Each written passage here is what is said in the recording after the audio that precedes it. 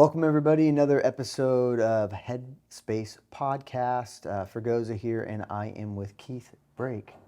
What's going on, man? Not too much. Thanks for having me. I Heck appreciate yeah, it. thanks for coming in. So, you are one of our founding members of the studio here, and we've been wanting to get you on one of these episodes, just hear a little bit more about you, the photography that you do, which is a great style, like such a moody, interesting take on individuals and perspective and all the above. And then, there's some other things about the stuff that you do in film. We want to chat about it, and Sure. I guess we'll just start with how you got into the world of photo.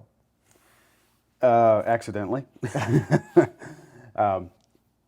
So I'm a married father, blended family, 4 kids, and our daughter was going to graduate high school. We didn't have a camera in the house, so my wife says, "Probably need some pictures of our daughter's graduation," and I say, "Got you. I'll go get a camera," And Teresa's idea of me getting a camera and my idea of me getting a camera were obviously two very different things. She was expecting a disposable or maybe perhaps a Polaroid, and I come home with like a $350, $400 Nikon starter kit, the combo kit, And like, what year was this? oh man, it was a D3100. So that many years ago, I'm thinking like 11, 12 years ago, something like that. So I walk through the door and she's like, "What are you doing?" And I'm like, "I thought it was a good deal." She's, it has a zoom lens, and I didn't know anything. I knew nothing. I didn't even play around with a camera on my phone at the time. But I took it to the graduation and took pictures of my daughter and some of the family, and told my wife, I said, if you're this bothered by it, I'll just use it, get the photos, and I'll take it back. I'll get money back for it. So like a month goes by, and she goes, "What are you going to do with this damn camera?" And I'm an ex-musician. I played out for like 10 years in cover bands and party bands, and so I have like a love for music. And at the time, I was transitioning out of playing, and I was looking for an artistic outlet. And I said, "I think I'm going to start shooting concerts." And my wife, who by the way is my biggest fan, but she's also very much a realist. Yeah. So I state to her, "I'm going to start shooting concerts," and she goes, "Yeah, good luck with that." Gives you a little eye roll. Right? Yeah, she's good luck with that. Walks away, and then like legit 20 months later, I'm photographing Ozzy under the Great American Eclipse. So Stop. Well, you can't just segue into that. I mean, that's legit like the time frame. Wow. It's because when I go into something, there's no 80% or 100%. It's like 120, 150%. Yeah. And I mean, we could talk about any of my hobbies. They're all that way. So you remember the Firebird? You remember the venue, the Firebird here in town? You know what? I'm not originally from here. I do not. Okay. So anyway, small room, dark room. Okay. Very few people wanted to photograph there, which made it a prime spot for me to beg my way into. Yeah, no one wants it, right? Take So, it. right. And so I begged my way into there. I make some connections. I learn how to shoot in a nasty dark room. I get a weird, wild opportunity to photograph Dropkick Murphy's 20th anniversary show at the pageant. And then that parlays into meeting Sean Derrick, who owns Midwest Rewind, which is a digital publication that covers, and I was like his founding photographer, one of his founding members of his online publication, and then went on to just, that's just how it started, and it was all from that. Just Really? serendipitous of, Yes. this was where you were supposed to be clearly. It feels that way, yeah, because I've stuck with this now for a long time, longer than most hobbies.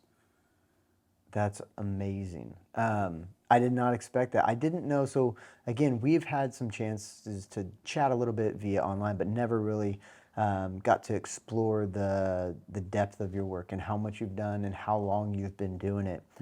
So tell me a little bit about what you're doing now currently with photography. So I still do live performance. So I work I cover the shows for The Urge, and I work with Celebration Day and El Monstero and Discrepancies, local band, and Traveling Salvation Show, and I was covered. I got the crew shirt here. I'm representing the Gravity Kills when they did their reunion show. I covered that for them, which was really cool because I used to rock to those guys when I was in college. That's awesome. So I work with St. Louis local. I don't do much of the big traveling thing anymore. And the reason for that is because I'm spoiled, because the St. Louis locals, they treat me like family. They give me all access. I'm not limited to anything. And when a national tour comes through town, I get 3 songs, and you get 3 songs from maybe the photo pit, maybe the soundboard, and then you're out. Yeah. So I did that for years, and I paid a lot of dues, and I made my connections doing that. So when you get into that spot to where people spoil you and let you be the part of the family, it really takes away from the other experience. But I got that still going on, but I've limited the live shooting to a point to where now it allows me to work here in studio, which is where I'm able to create. Yeah, and I really, and I don't hate that we're getting into it this early because I don't want to spoil it, but I love the stuff that you've been doing with, you do like some masks and some artistry inside the photography. It's not just, hey, I'm going to sit here and take a picture of a subject, which you do, and you do that great. But you're doing some really interesting things with masks and costumes, and tell me what was the ethos of that? How did that start?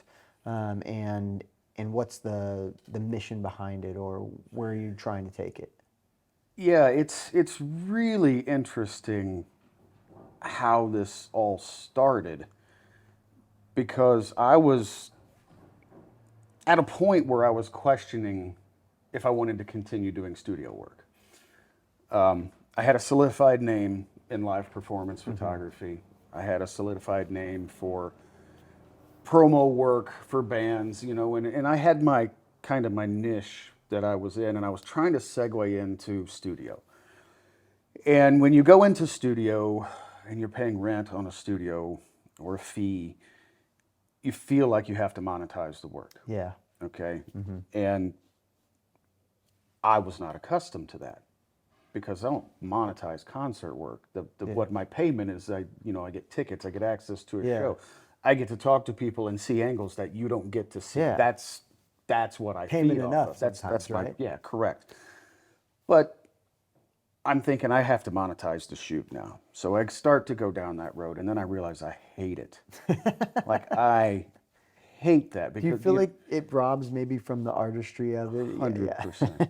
Because maybe this is incorrect, and maybe this is a foul on my part, but as soon as someone hands me money, I feel like they have a say in the product. Yeah. And I don't like to work that way. It's like, typical artist, very control oh oriented. yeah, dude, which is good. I don't want to say I'm a control freak when it comes, because we'll talk about my process, I think you'll find interesting. But how I got there, one of my favorite artists, I'm not going to mention her legal name, but her social media name is Dixie Wrecked. So Dixie is known all over St. Louis. She's a burlesque dancer. She's a model. Okay. Most people know who Dixie is. And again, serendipitously, we had decided to do a shoot. And we didn't know what we were going to shoot, and we didn't know, right? So I found this rabbit mask made out of a burlap bag at like Spirit Halloween or some BS store like that. Okay. And it was a really well-made mask. And I just looked at it, I said, man, I could do some cool photos with that. And at the time, I was like, I had just made like the tip-only model. Like, if you want to come to the studio and work and you want to tip me, that's fine. That's a good way around the, Right. trying to monetize. I do have rent to pay. There is, Right. I have to pay to be in this space, and Yeah, it's a good way to do it. But it didn't take traction, and probably because of my location. My location hurt me where I was at. But I shared with her, I said, this is probably going to be my last photo shoot. And she said, I was thinking kind of along the same lines from my modeling. And I said, well, why don't we just like screw what we think everyone wants to see? I've got this mask, just put together an outfit for it, and let's just go for it.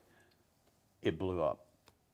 Like, when I threw away all concern of what I thought people wanted to see, and I just started creating like the most uncomfortable kind of dark stuff, like that was the intent. And again, what I mean, you look at some of the work, and some of it is a little ominous, a little uncomfortable, a little.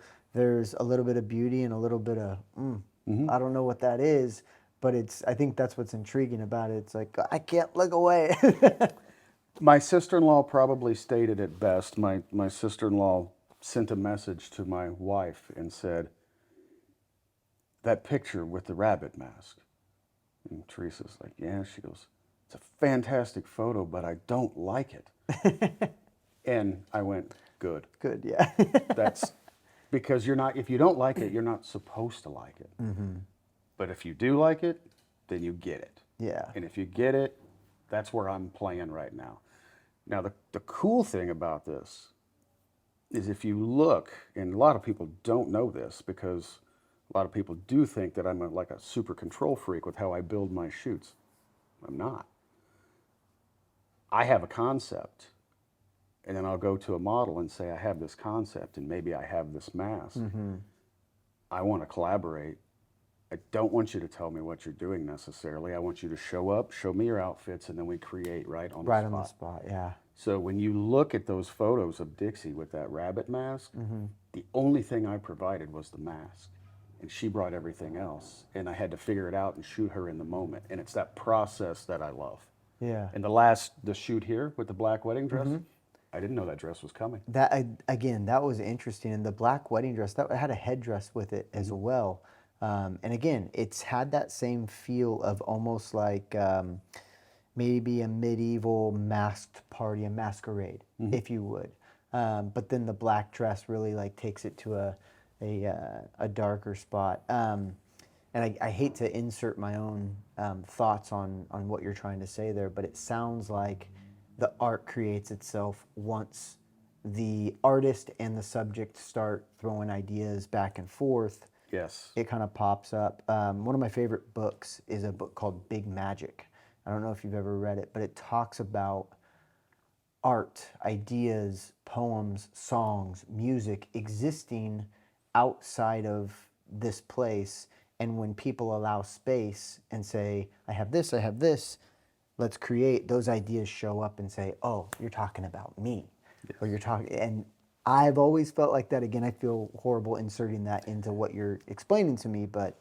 Well, it's semantics. I agree with what you're saying. And that is the process. And that mask led to, she and I are now doing an entire twisted Alice in Wonderland, which we are almost done with. We have 2 more shoots, which will take place here at Headspace. That's cool. But yeah, I'll have to. I've been keeping a lot of that under wraps, but I have to show you some of that because I'd love to check it out. We've shot the caterpillar, we've shot the rabbit. That's cool. We've shot Alice. So we've shot the Queen of Hearts. Wow. So now we're going to do the Mad Hatter and the Cheshire Cat. Yeah, and buddy. Dixie, like this, I don't know how much I can say about the outfit for the Mad Hatter, but I will say it ties to a very, very notable St. Louis costume designer. Well, I love that you hold it back. That's actually one of the toughest things that I have about the art that I do because I get so excited. I just want to tell everybody. But I feel like when we expose parts of it, they don't get to experience the whole thing all at once. So I love that you're holding some of that back. I want to ask about, is there anything else with the process that we're leaving out on how you approach your art specifically? I know we kind of talked about it. Is there anything else to the process that we're missing? So I think it's important for me to say this, and I think it's appropriate for people to consider. I've never had one single moment of formal training on a camera or post processing or anything. I sometimes still have to learn how to do what I want to do when I'm shooting. So a major aspect of my process is challenging myself and pushing myself out of the box. But that's across the board for me in life. Yeah. Like I'll just want to do something and then I'll figure out how to go do it. But the process itself is, I never have someone come into my space and immediately just ask them, okay, this is what we're going to do, start with this out. First 30 minutes is just talking, just like we're talking, because I have to have a rapport. Yeah. We have to flow. We have to, we have to vibe, so to speak. We have to get into this routine. And if we're not, if this is like very transactional, the process doesn't happen. And maybe that's what you're talking about with the money as well. It's like, hey, there's some money involved, and it's very hard to get past that, shake it off, and say, okay, now let's create. Well, we feel dirty. We just, we just exchange goods and services, and now you want to be artistic. It's, it's meshing. There's oil and water a little bit. Yeah, and there's going to be people that will see this and they'll say, Keith, you charge for live photography. Yes, I do. Yeah. I charge to cover live shows. Why? Because I'm not creating there, I'm capturing.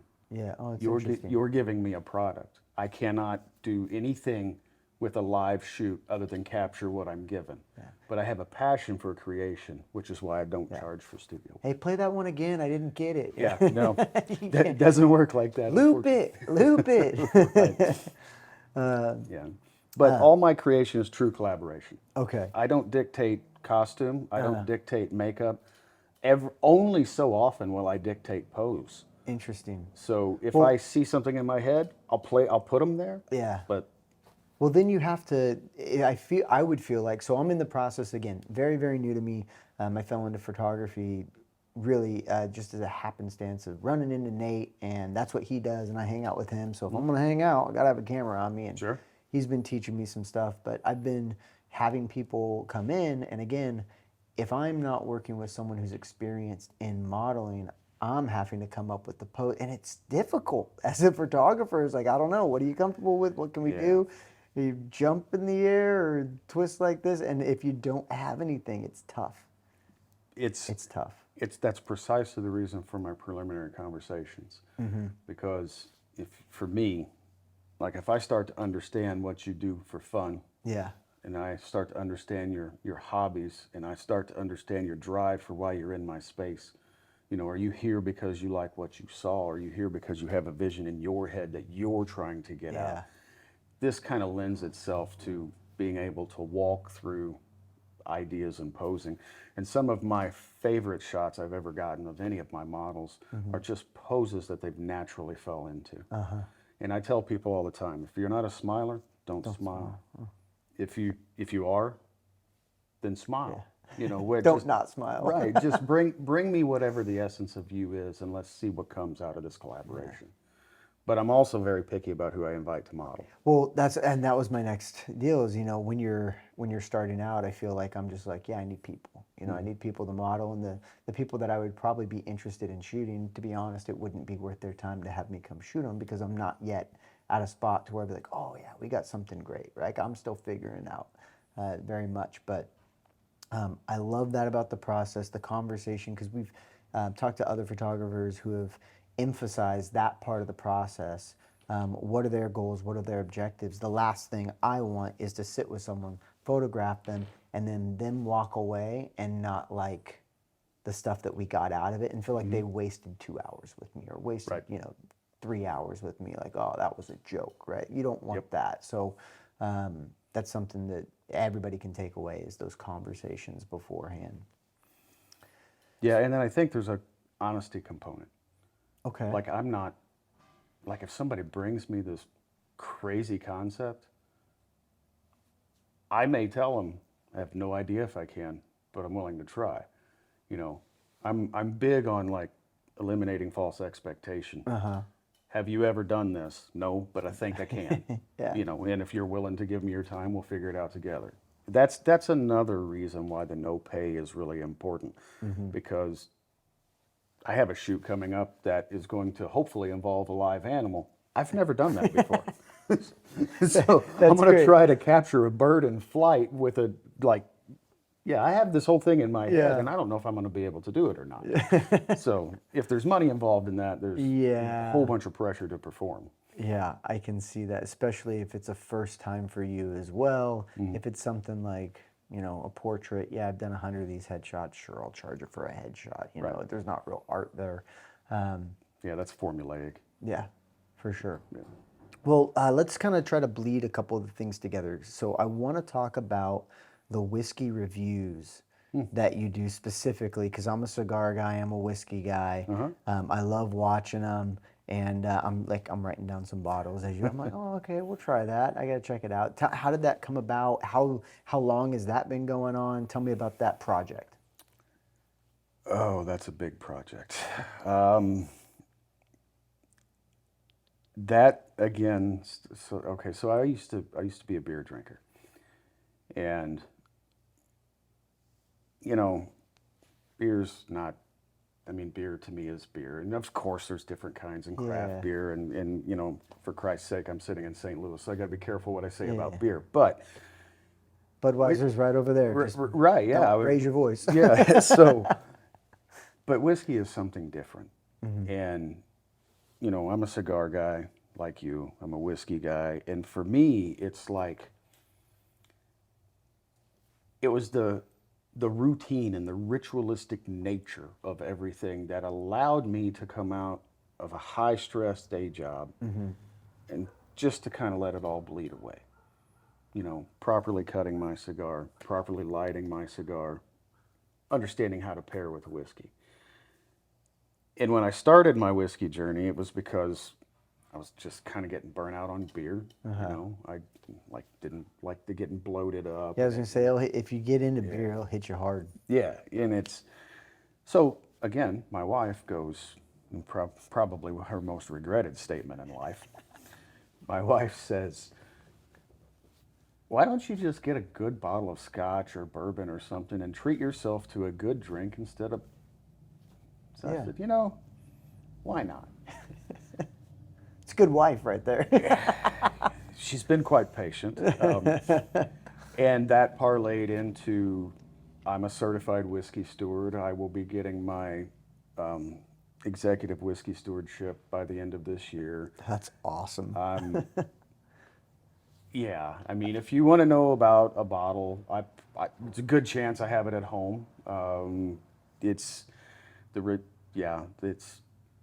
a massive hobby that I still like completely geek out over, and to the point to where it's like Elijah Craig barrel proof batch, like let's just say A124 because I don't want to be cliche and Yeah. say C923, but like batch A124. Do I have it? Of course I do.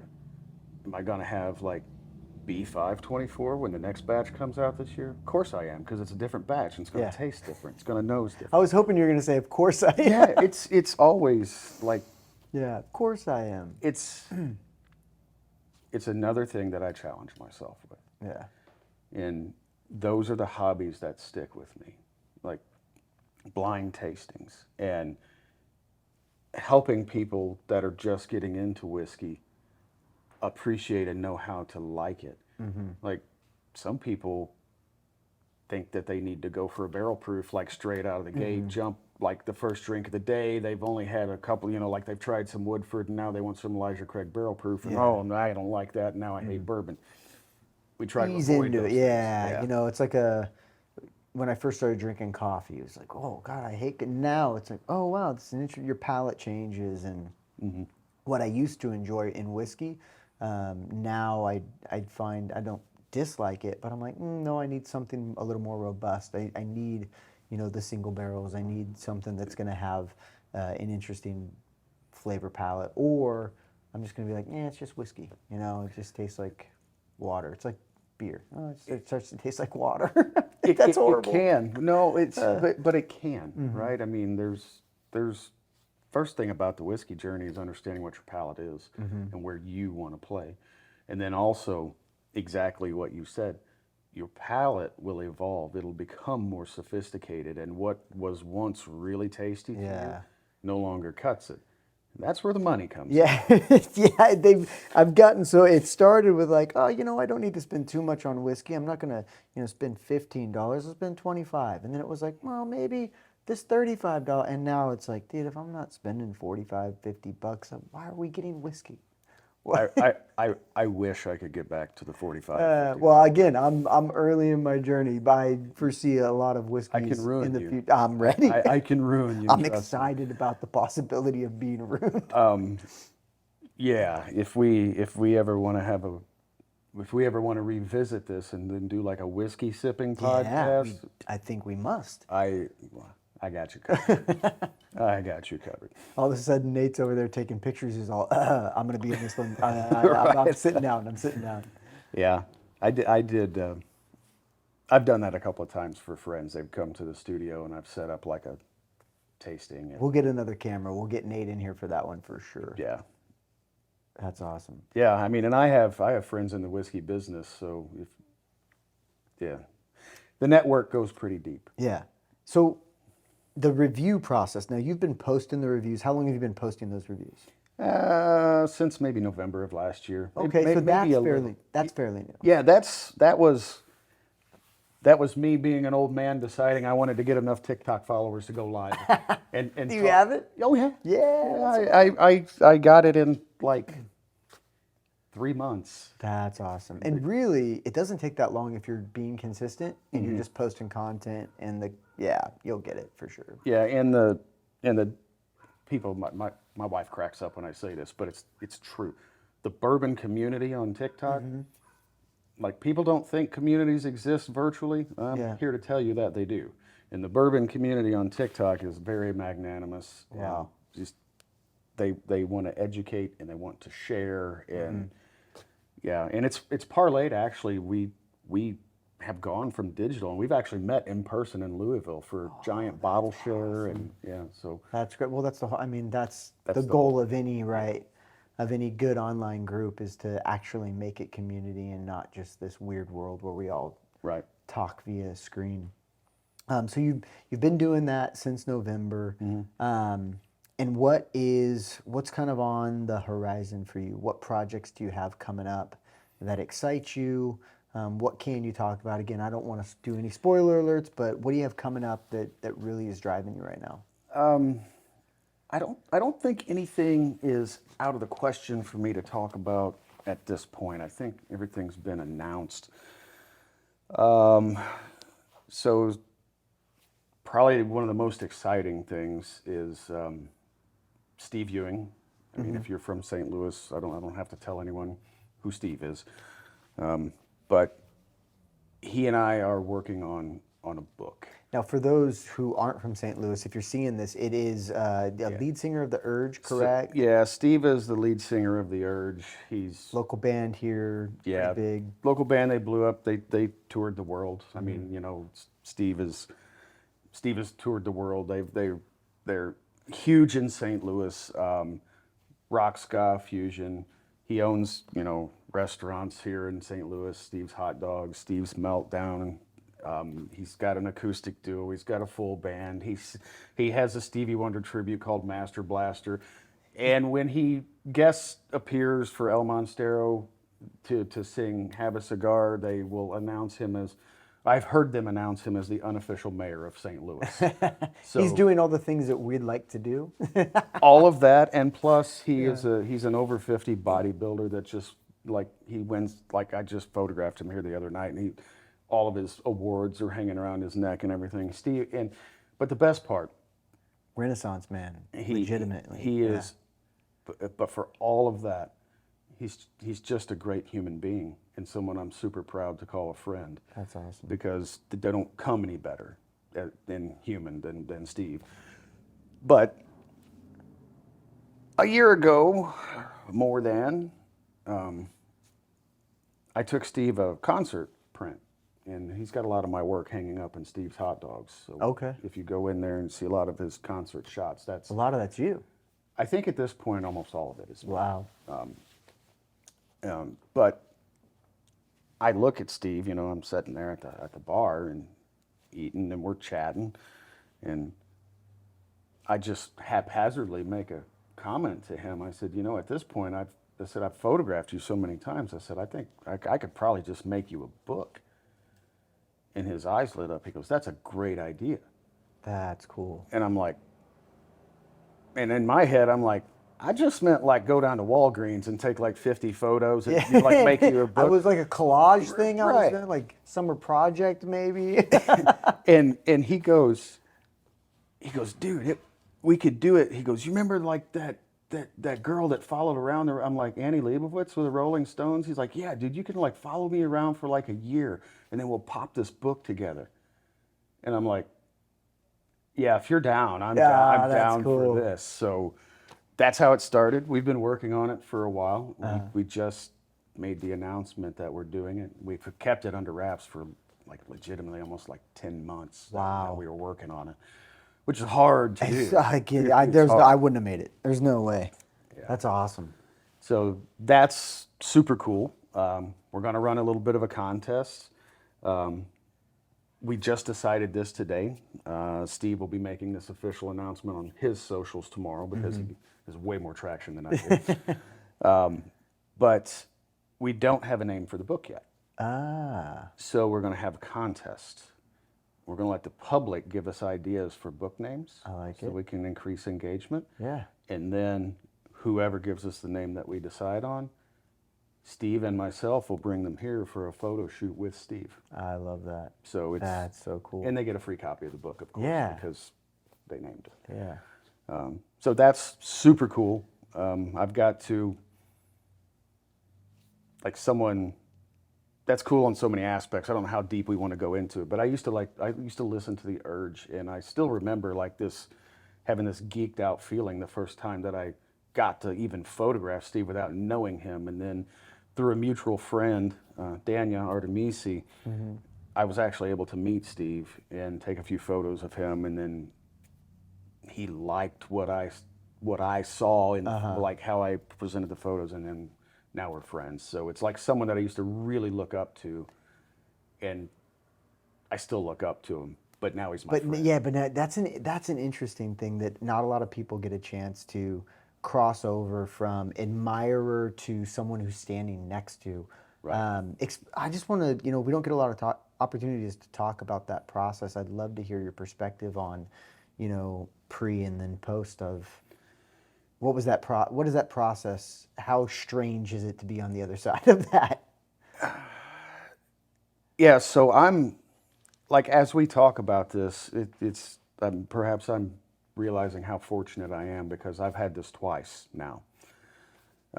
So once with Steve, and then with Kurt Kearns from Gravity Kills, Okay. because it's. But we'll focus on the process with Steve. So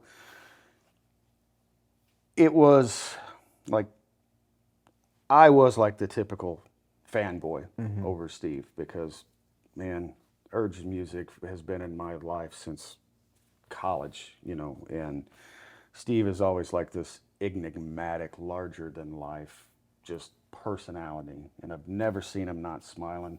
I've never seen him not putting on the best show that he said, like every show is equally as good as the one before it because of the effort that the whole band, not just Steve, but the whole band is incredible. So I got a chance, I knew I was going to have a chance to meet Steve. So I did the fanboy thing, and I printed out some photos that I had taken of Steve. And 2 were to give to him, and then depending upon his reaction, 2 was, think maybe you could autograph those for me. So we did this photo shoot, and I helped Dania with her lights and some things, and at the end of it, I felt like it went well enough to where I could go get these photos.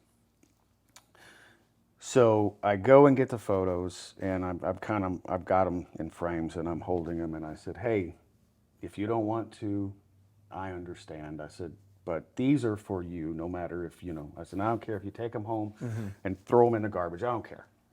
I said, but, it's just some of my concert work of you, and I would like for you to have it. So he gets his photo, and he looks at me, and he looks back at this photo. He's like, dude, I've been wondering for 2 years who took this. And he gets out it's the effing screensaver on his phone. That's perfect. And I was like, of course, I'm blown away. Yeah. And then, yeah, he's like, dude, you need to take my number and any show you want to have access to. So we exchanged numbers, and then like 6 or 8, maybe like 4 months, I get a text from Steve, and he's like, hey, I'm getting ready to go into this fitness competition, and I need some fitness photos, and I want you to take them. And then that just, and then now, like, I took his Christmas card pictures of his dogs and his wife and his daughter in December. So I think the most important thing was that the reason this works is because he and I are both the same people that met that first day. He's hyper consistent, and so am I. Well, from the outside looking in, it's very interesting because I don't know if you have that moment if you're not holding the picture that he has saved onto his phone, and that all coming together to make that happen. It could have just been, these are some pictures that I've taken. Wow, this is great work. I'd love to get your number. Awesome. You know, we'll see you around. But when that happens, when the universe puts you there and it's like, I want to show you this. And he's like, that's the picture I've been looking. You know, as an artist, if that happened, you just can't help but be like, you're over here now. Like, you're on this side of the line, right? It was kind of like, from that moment, it just like I was kind of Steve's guy. Yeah, you're supposed to be here. Yeah. You must, okay, got it. You're over here. And then that transitioned into, you know, hey, happy birthday and Merry Christmas and how's the family, and, you know, now it's Years like, went by. yeah, and it's kind of it's amazing. You know, the process was very cool, but the situation is better because, like I said, he's a great person. So that's a really exciting project that I have going on. Now, where can people go to find that? Is it on social yet? We just broke the news, and as a matter of fact, before I come here today, I was like taking a couple of shots that are still going to end up being in the book. Okay. So I don't know how much time we have, but I have another cool story. Oh yeah, surrounding. We're not pressed. Okay, cool. So another St. Louis tie, another amazing St. Louis, and Lindsay Wanner. She is artist, and she writes children's books, and she's an artist, and what she does is like nothing else I've ever seen. So she takes old vinyl records, cuts them up into shapes, and stacks 3D art, and then paints it, and these sell for thousands of dollars. And if you don't know who Lindsay Wanner is, I gotta check it out. You've got to know Lindsay's work. But Steve reaches out to me. So I was with Lindsay and Steve today. Okay. And now I'm going to step back to tell you how this all started. I gotcha. Steve reaches out to me. He's like, dude, we have back-to-back sold-out shows with The Urge. We're playing with 311 at Chicago House of Blues. Oh, nice. He's like, you want? I'm like, yeah. Come Of course I want in. Yeah. So give me the credentials, and he hooked me up with a couple of tickets. And their manager's great. I'm not going to mention his name, but if you're watching, you're aces. Always takes care of me. But House of Blues, and which is a great venue, by the way. it's an amazing Awesome venue. And they oversold it by 10% on purpose. So show is over Just fire code. Shoulder to shoulder, yeah. Legit, you can feel the floor. So the adrenaline is off the charts. I get to shoot the entire show, the Urge's entire set, but I didn't have any credentials for 311, which didn't break my heart. I photographed 311 a couple of times. So honestly, with that crowd, I was kind of wanting out, you know? So I watched this whole set, and it's coming to an end. I know the set, that it's coming to an end, and I flip my camera off, and I don't know if you've ever shot concert, but shooting concerts kind of like shooting wildlife. You're going to shoot in burst, right? Because Stuff's happening. Yeah, it's motion. You want to. So I flip my camera off, and then I see Steve, he takes off his wireless, which I've never seen him do before. And this plays into the relationship, right? So he and I have been working several shows now, so I understand his mannerisms. I'm like, Something different is happening. right. I'm like, he's not done. So I flip on my camera, and by the time my camera comes back up, I get a chance to do a hip fire one shot, and he's in full spread jump. And it's it. Show comes to an end, and I can't tell on my viewfinder if I'm in If you focus or got not. it. So we get out of this venue, and I'm like basically sprinting back to the hotel, and my wife's like, "What is wrong with you?" I'm like, "I have to know if I have this I image, got it, yeah. because if I have this image, it's probably the best image of Steve that I've ever captured." Yeah. And I got it. Oh, it's awesome.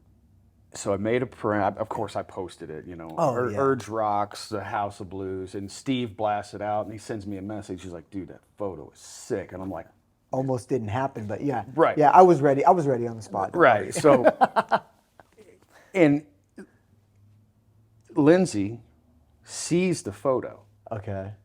and she reaches out to Steve, and she says, "I've been waiting for I don't know how long to see a photo of you that I want to create my art from." So Steve reaches out to me and says, "Do you care?" And I'm like, "No, Yeah, of course not. please, Right. yeah. So in this amazing circular artistic thing, so Steve's the artist that I capture. And then I'm the artist that Lindsay captured.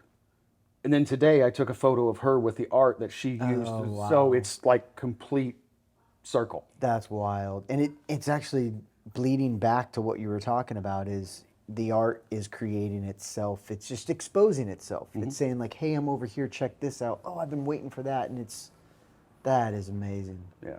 I love it. So that was a beautiful moment. And of course, that's all, these images will more than likely be in the book. Super exciting. Where can everybody find your stuff in general? TikTok, what's your TikTok handle? Beardley Bourbon and Photo. Okay. And then you're on Facebook as well? Yeah, Facebook, it's just going to be Keith Brake. That's the best. Okay. That's the best place to see it. I have a outdated business page. Okay. But And I don't want to leave before we chat movie, because I know we chatted that before the cameras were rolling, and I want to get some insight to what's going on there, because I saw some pictures from it. I saw there was some awards last year that were going on that you were a part of. And tell me how you got involved in the acting of it and how that all came about. kind of like everything else. Yeah, it was.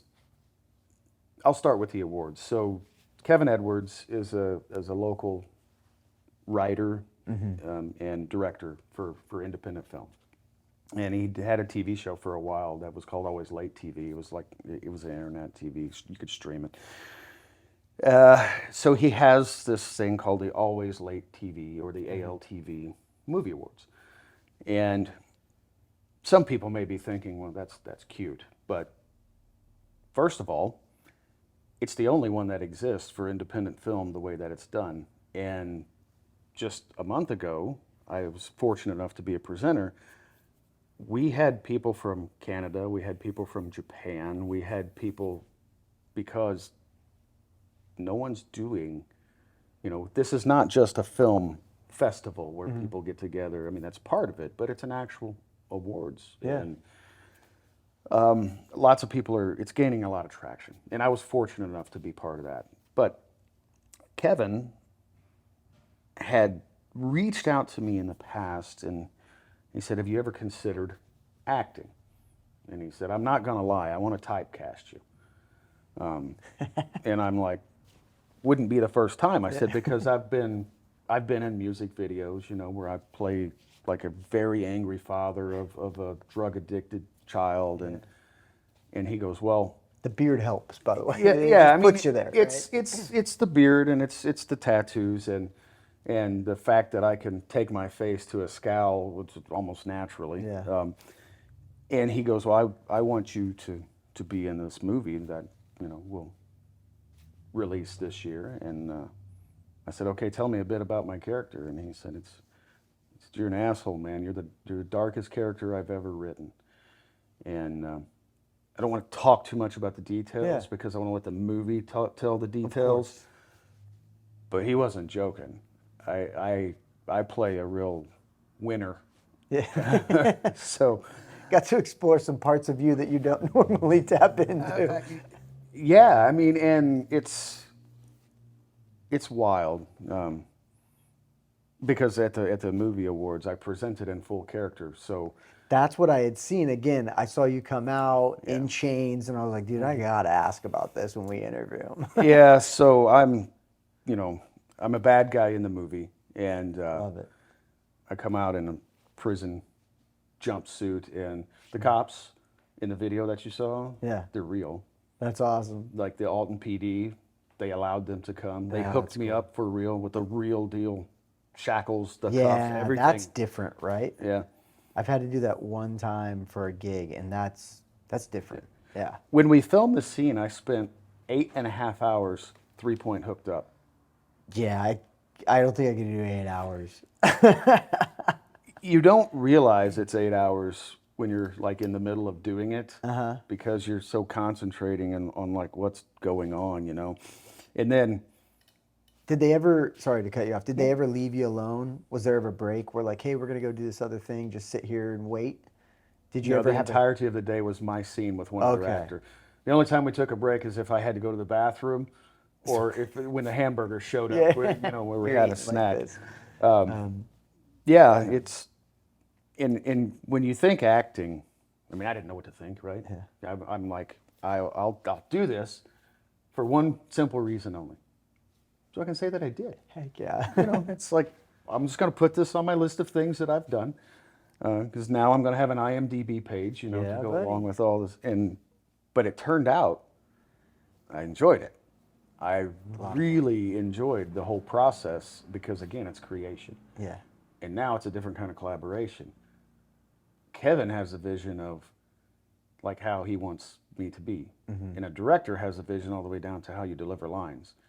And I can assure you, it's not how you practice them. Yeah. Yeah. That's the one guarantee is Right. however you did it, they're going to say, now, could you try it a little, a little darker, a little lighter? Could you smile or, Yeah. I don't like the way you're looking at me. Could you do that? Yeah, just Yeah.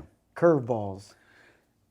To some regard. But there's also a moment where, like, I slipped so far into character that when the scene kind of come to an end, the guy that was acting across from me, he goes, dude, that was creepy. And I was like, yeah, I was like in it. And he's like, yeah, he goes, that was kind of creepy, that little look on your face. And I was like, good. Nailed it. Yeah. Yeah. Right now, can you say the name of the movie? Is that I can say the name of the movie. The name of the movie, and we should be getting close to releasing a trailer Okay. for the movie soon. But I think we're still on track. I say we. I mean, I acted in it, but Kevin's doing the lion's share of the work. But I think it's still on track to release 2024 at some point. I know he's got a little bit more filming to do, and I know when I saw the trailer for Rio Rules the World, that's the name of the movie. Rio Rules the World, and it's about a troubled young lady who has an extremely troubled upbringing and finds herself in some trouble. So that's all I really want to expand on with that. Fair enough. We got our guy back when we started before the camera started rolling. Whoever that is definitely started off the show before we started rolling. That's a very, very solid way, I think, as we come down to an end to close it out. So Rio Rules the World. Yep. We'll be looking for it. Keith Brake, thank you so much for coming on. This is fantastic. Love Thanks for having having you. me. Appreciate it. All right.